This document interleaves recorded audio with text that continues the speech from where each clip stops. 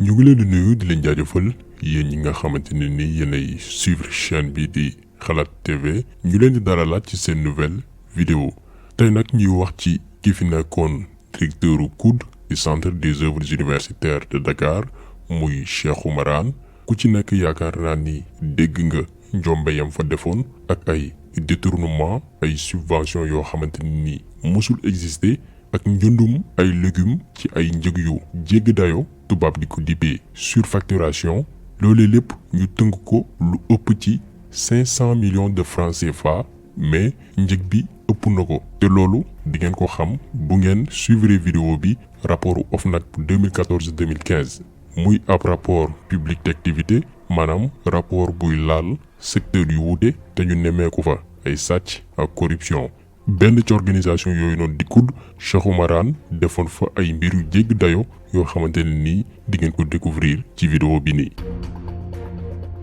ci rapport bi nag nga xam ni Cheikh Oumar Anne luñ ci tuumal ci anam gi mu géré woon COUD enquêteuru OFNAC yi dañu nemmeeku li ñuy dippee indice de faux et usage de faux maanaam utiliser ay moyens yoo xamante ni day tax nga lewal xaalis par exemple bu ñu jëlee ci wàllum subvention Cheikh Oumar Anne dafa décaissé woon alal ju toll ci 454 millions 476 mille 81 de francs CFA entre 2014 ak 2015 te ba suñu jooni yàlla tey jii xamuñu xaalis boobu noonu ñan ñoo ko jëfandikoo mais li am ba am mooy xaalis boobu yépp ci poche am la dem mais naka la ko defee da leen koy expliquer nii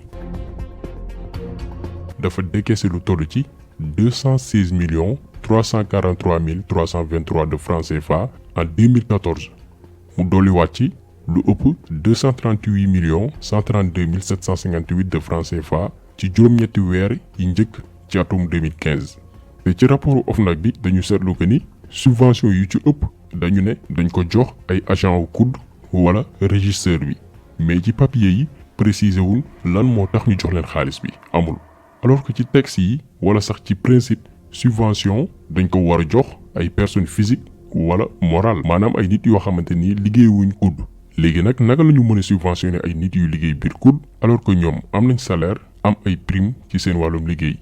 mais li nit ñi war a comprendre foofu mooy loolu ab façon la pour lewal ay millions yu bari maanaam nit yi ñu lim ne ñoom ñoo jot xaalis bi gisuñu dara laaluñ dara bu weesoo ay neexal yu leen di jox.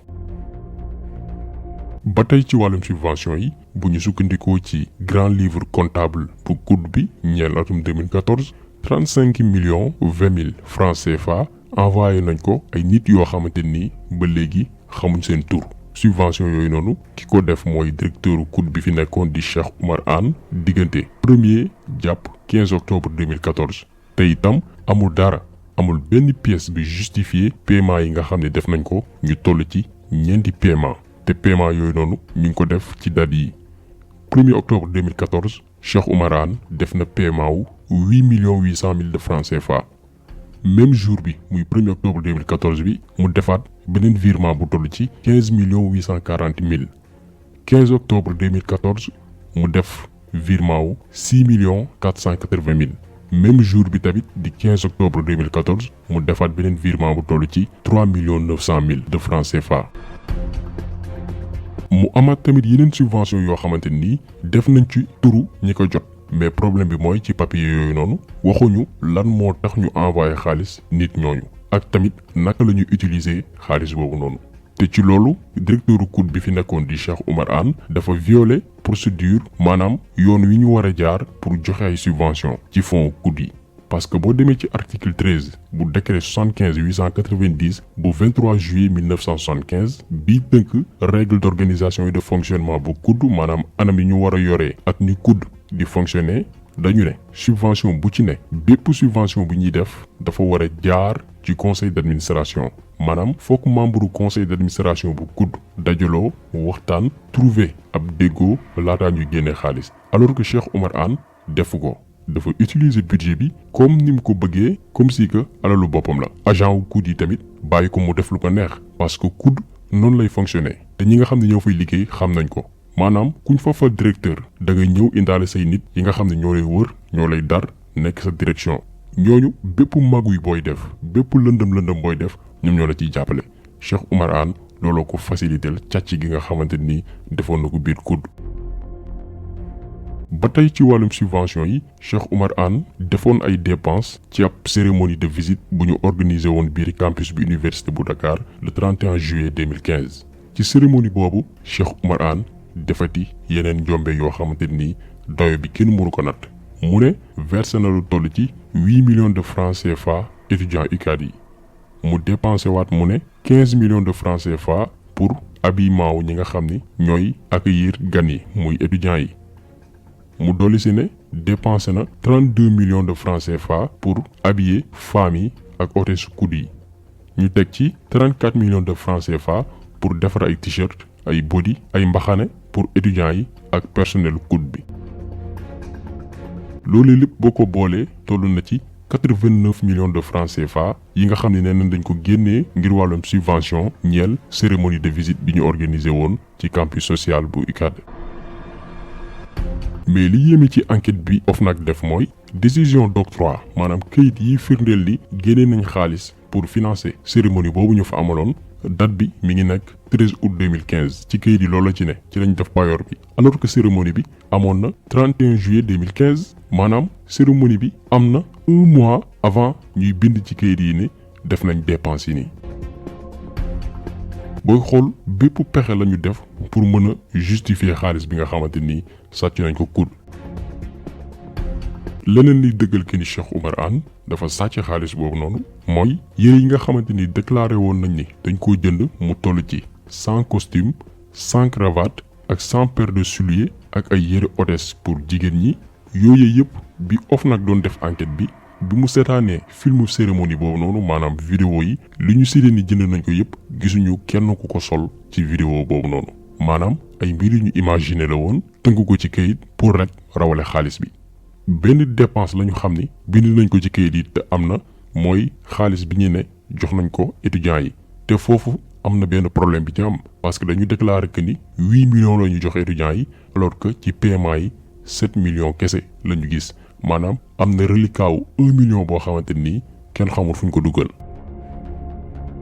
ci même rapport bi OFNAC signalé waat yeneen mbir yu garaaw jëm ci caisse d'avance bu COUD ak wàllum restauration bi maanaam lekku étudiants yi ak ay yeneen investissement ci rapport bi Cheikh Oumar Anne nakate da doon def fukki fan yu ne mu jël ci keesu COUD yi 150 millions de francs CFA boo ko xaymaa mu nekk 450 millions weer bu jot mu jël ko ci keesu COUD yi ne day jënd ay légumes ñaari exemple kese la leen di jox ci légumes yooyu mu ne da ko doon jënd ci kayit yi mi ngi doon jëndee nee na kilo ñebbe 4500 francs CFA. beneen mbir bu gën a garaaw mu ne chaque weer day jënd 300 kilos poobar yoo xamante ni pour ñaari restaurant kese la yoo xamante ni COUD moo ko doon gérer laataa ñuy am repreneur maanaam société bi nga xamante ne nii moo war a gérer togg étudiants yi lekk gi ñuy lekk. mais diggante bi ñu doon xaar am société boo xamante ne nii mooy gérer togg étudiants yi ñoom diir bi ñu ko gérer fukki fan yu ne Cheikh Oumar Anne jël 150 millions ci fonds COUD yi. di def ay surfacturation di jël xaalis bi di rawale di sàcc di denc ci ay banque mais nekkul OFNAC kese moo def enquête ci anam gi Cheikh Oumar Anne yore woon COUD. autorité de régulation des marchés publics muy ARMP moom itam defoon na ab rapport ci anam gi Cheikh Oumar Anne yore woon COUD parce que dafa am benn marché gré à gré bu mu réglé woon foofu noonu ci anam gi ñuy gérer ak exploiter yenn restaurants universitaires yi te xamuñ yan conditions la attribuer marché yooyu noonu. léegi nag gannaaw ba mu defee rapport ci anam gi Cheikh Oumar Anne yore woon COUD OFNAC ki ko jiite woon jamono jooju di Nafi Ngom Keïta sàkk woon ñu dindi Cheikh Oumar Anne teggi ndombal tànkam ci bopp COUD boobu yàgg na 2014 2015 nguur gi def ko woon mais Nafi Ngom Keïta sàkk woon ñu teggi ndombal tànkam ndax lan entrave à l'exécution normale d'une mission de vérification et prendre toutes les mesures utiles pour qu'il ne soit plus confié la responsabilité de diriger un organisme public. maanaam OFNAC bi mu sàkkoo ñu dindi ay fonction moom Cheikh Oumar Anne dafa ne waratuñ ko jox benn poste de responsabilité ci Sénégal ni muy doxee mais ba nit ñuy wax ak yéen amul dara lu ñu def toppewuñ ko dara au contraire Macky Sall daf ko defal promotion nommé ko ci bopp ministère de l'enseignement supérieur mu remplacer kii di Mary Teuw Niane. est-ce que yéen a ngi imaginer mbir mi ni mu grave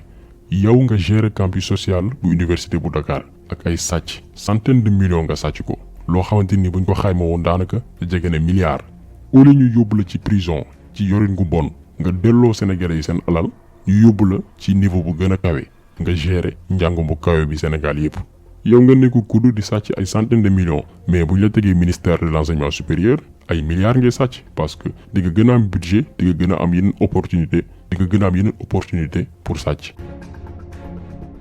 donc problème bi ak Cheikh Oumar Anne lii kese la et pourtant bi OFNAC dafay enquête ba xam détournement yi Nafi Ngom Keïta dafa envoyé rapport bi Bassirou Gueye pour que ñu topp Cheikh Oumar Anne mais li mu ko tontu woon waxoon nañ ko ci benn vidéo mooy topp ma kenn li Cheikh Oumar Anne def ci kudd soxlawuñ sax rapport parce que ñëpp xam nañ ko. donc xam ngeen ni procureur bi nga xam ne chaque fois mooy organiser ay conférence de presse di wax ay convocation wala ay topp nit ci yoon daf ñuy sax reetaanloo xam na bu baax ñi mu war a topp maîtriser na bépp dossier bu xew ci réew mi mais il faut que mu organiser fi ay théâtre woo journalistes yi ñu wër ko journalistes yi itam bàyyi ko muy wax lu ko neex alors que deful liggéeyam comme ni mu ko war a defee. sàcc yi ñiy ger nit ñi délinquants yi nekk ci réew mi xam na leen mais dafa préféré dëgg ci ay tànkam.